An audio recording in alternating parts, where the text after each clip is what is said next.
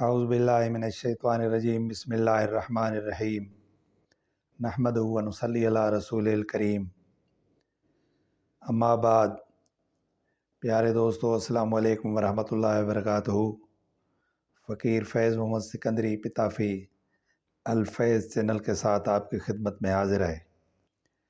پیارے دوستو، آج آپ کو ایک عجیب و غریب قصہ سناتا ہوں جو عجائبات قرآن میں سے ہے۔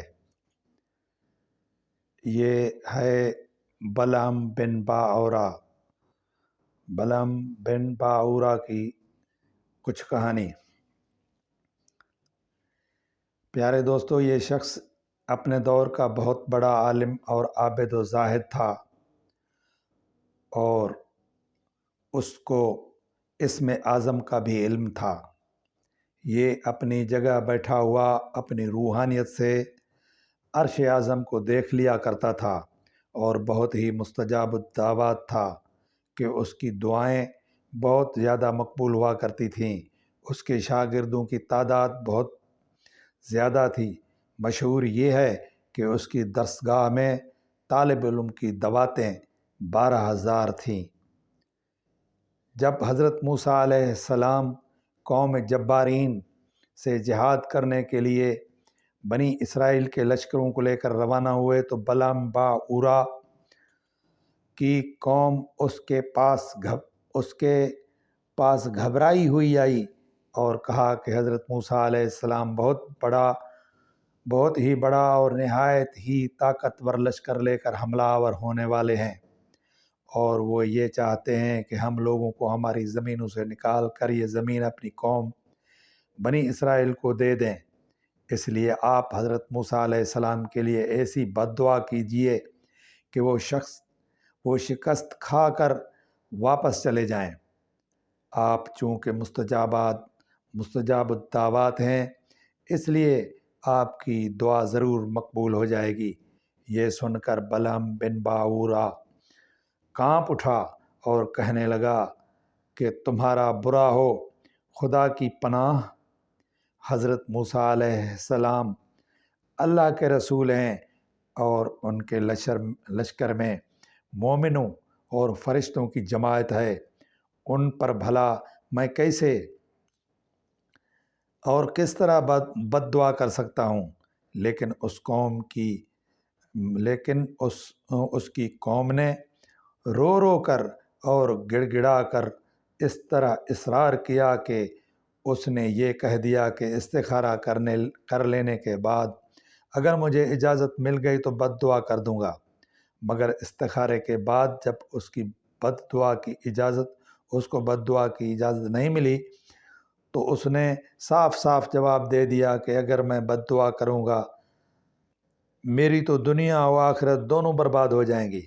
اس کے بعد اس کی قوم نے بہت سے گراں قدر ہدیات اور تحائف اس کی خدمت میں پیش کر کے بے پناہ اصرار کیا، یہاں تک کہ بلعم بن باعورہ پر حرص اور لالچ کا بھوت سوار ہو گیا، اور وہ مال کے جال میں پھنس گیا اور اپنی گدھی پر سوار ہو کر بد دعا کے لیے چل پڑا۔ راستے میں بار بار اس کی گدھی ٹھہر جاتی اور منہ موڑ کر بھاگ جانا چاہتی تھی، مگر یہ اس کو مار مار کر آگے بڑھاتا رہا، یہاں تک کہ گدھی کو اللہ تعالیٰ نے گویائی کی طاقت عطا فرمائی، اور اس نے کہا کہ افسوس اے بلعم بن باعورہ، تو کہاں اور کدھر جا رہا ہے؟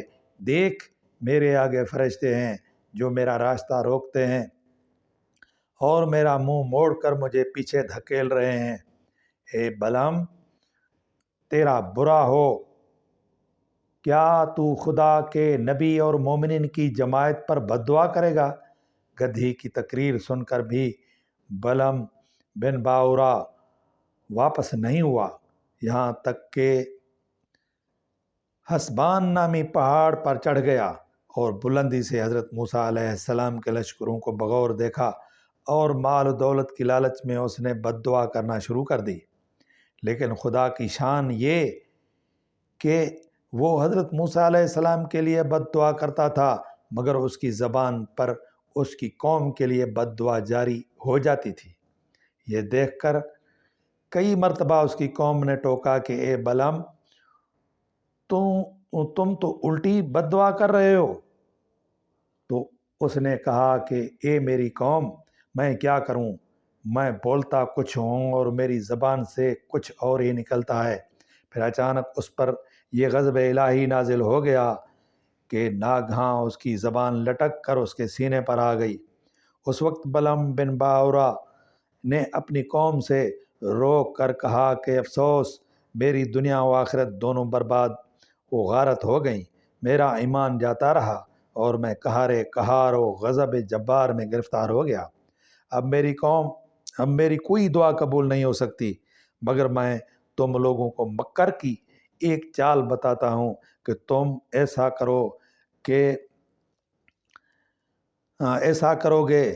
کرو تو شاید حضرت موسیٰ علیہ السلام کے لشکروں کو شکست ہو جائے گی۔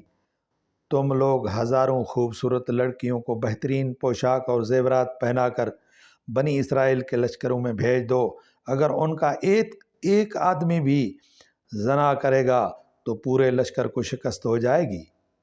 چنانچہ بلعم بن باورا کی قوم نے اس کے بتائے ہوئے مکر کا جال بچھایا اور بہت سی خوبصورت دوشیزاؤں کو بناؤ سنگار کرا کر بنی اسرائیل کے لشکروں میں بھیجا، یہاں تک کہ بنی اسرائیل کا ایک رئیس ایک لڑکی کے حسن و جمال پر فریفتہ ہو گیا اور اس کو اپنی گود میں اٹھا کر حضرت موسیٰ علیہ السلام کے سامنے گیا اور فتویٰ پوچھا کہ اے اللہ کے نبی، یہ عورت میرے لیے حلال ہے یا نہیں؟ آپ نے فرمایا کہ خبردار، یہ تیرے لیے حرام ہے، فوراً اس کو اپنے سے الگ کر دے اور اللہ کے عذاب سے ڈر۔ مگر اس رئیس پر غلبہ شہوت کا ایسا زبردست بھوت سوار ہو گیا کہ وہ اپنے نبی کے فرمان کو ٹھکرا کر اس عورت کو اپنے خیمے میں لے گیا اور زناکاری میں مشغول ہو گیا، اور اس گناہ کی نحوست کا یہ اثر ہوا کہ بنی اسرائیل کے لشکر میں اچانک طاعون یعنی پلیگ کی بیماری وبا پھیل گئی اور گھنٹے بھر میں 70,000 آدمی مر گئے اور سارا لشکر تتر بتر ہو کر ناکام اور نامراد واپس چلا آیا، جس کا حضرت موسیٰ علیہ السلام کے قلب مبارک پر بہت ہی صدمہ گزرا۔ بلعم بن باورا پہاڑ سے اتر کر مردود بارگاہ الہی ہو گیا، آخری دم تک اس کی زبان اس کے سینے پر لٹکتی رہی اور وہ بے ایمان ہو کر مر گیا۔ اس واقعے کو قرآن کریم نے ان الفاظ میں بیان فرمایا ہے، یعنی اے محبوب، انہیں یعنی بلعم کے احوال سنائیے، جس کو ہم نے اپنی آیتیں دیں تو وہ ان آیتوں سے صاف نکل گیا، پھر شیطان اس کے پیچھے لگ گیا تو وہ گمراہ ہو گیا، اور اگر ہم چاہتے تو اس کو آیتوں کے سبب اور اوپر اٹھا دیتے، مگر وہ تو زمین پکڑ کر رہ گیا اور اپنی خواہش کا تابع ہو گیا، تو اس کا حال کتے کی طرح ہے کہ تو اس پر حملہ کرے جب بھی وہ زبان نکالے اور چھوڑ دے جب بھی زبان نکالے۔ یہی حال ہے ان لوگوں کا جو ہماری آیتوں کو جھٹلاتے ہیں۔ تو اے محبوب صلی اللہ علیہ وآلہ وسلم، آپ لوگوں کو نصیحت سناتے رہیے تاکہ لوگ دھیان رکھیں۔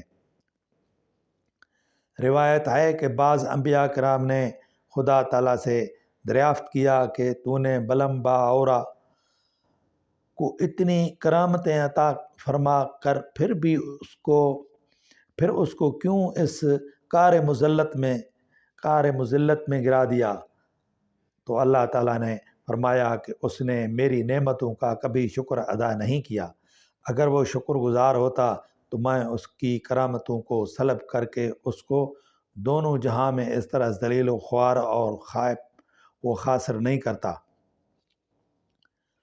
درس ہدایت: بلعم باورا کی اس سرگشت سے چند اسباق اسباق کے ہدایت ملتے ہیں۔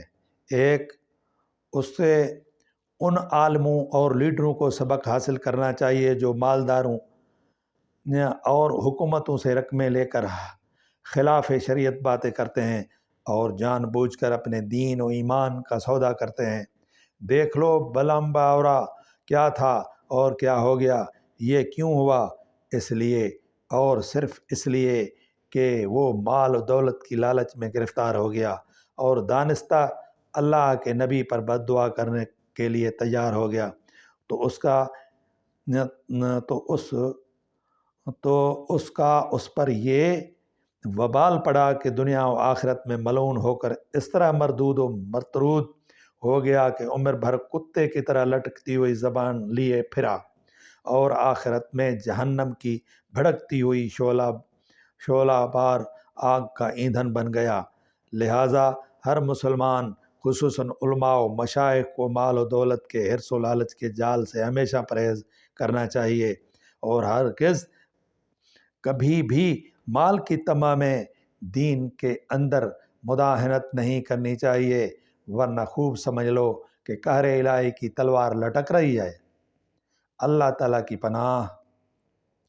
دوسرا، اس ثانیے سے عام مسلمان بھی یہ سبق سیکھیں کہ حضرت موسیٰ علیہ السلام کا لشکر جس میں ملائکہ اور مومنین تھے، ظاہر ہے کہ اس لشکر کے ناکام ہونے کا کوئی سوال ہی پیدا نہیں ہوتا تھا، کیونکہ یہ ایسا روحانی اور ملکوتی لشکر تھا کہ ان کے گھوڑوں کی ٹاپ سے پہاڑ لرزہ بر اندام ہو جاتے، مگر صرف ایک بد نصیب کے گناہ کے سبب ایسی نحوست پھیل گئی کہ ملائکہ لشکر سے الگ ہو گئے اور طاعون کے عذاب نے پورے لشکر میں ایسی ابتری پھیلا دی کہ پورا لشکر بکھر گیا اور یہ فوج ظفر موج ناکام و نامراد ہو کر پسپا ہو گئی۔